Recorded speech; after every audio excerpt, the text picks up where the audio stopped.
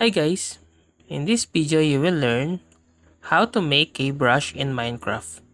Well, to do that, click the three dots at the bottom.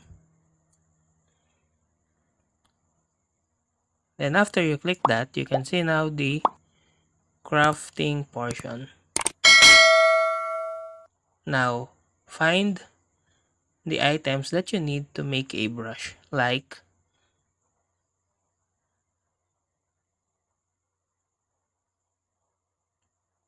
choose a wood or stick,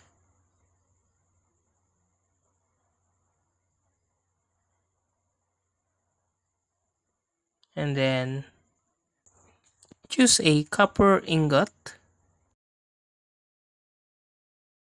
and choose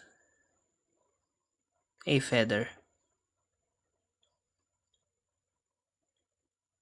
So that's all you need to do to make a brush in Minecraft.